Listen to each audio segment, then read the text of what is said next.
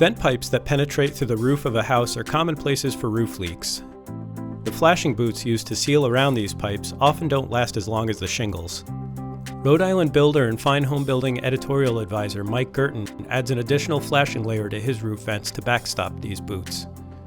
First, Guertin shingles up to and around the vent pipe. The top edge of this course of shingles should extend to the midpoint of the pipe or beyond. Just leave the self-seal strip intact. Then, use 6-inch wide strips of uncured epdm flashing tape with a butyl adhesive backing to flash around the vent pipe. Mike likes Protecto Wrap's Form Flash 2 epdm for this.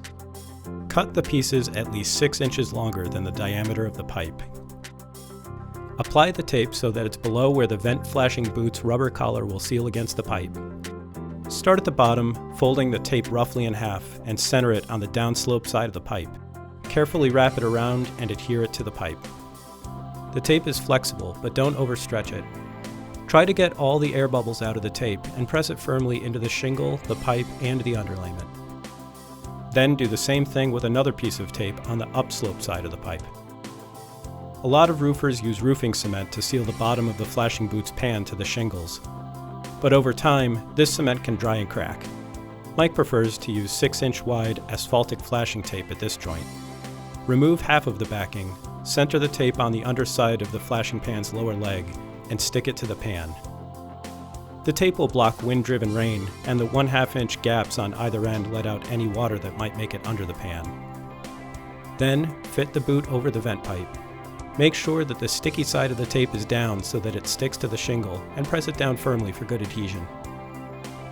Then, use more strips of asphaltic tape to flash the sides and top of the flashing pan, sort of like flashing a window. Keep the side strips above the shingle's self-seal strip so the next course of shingles can seal down, but make sure they extend a bit beyond the edge of the flashing pan. Then add the top piece of flashing so that it laps over the side pieces. After that, counterflash with an additional piece of underlayment.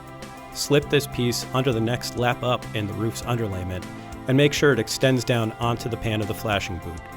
Then staple it in place and continue shingling.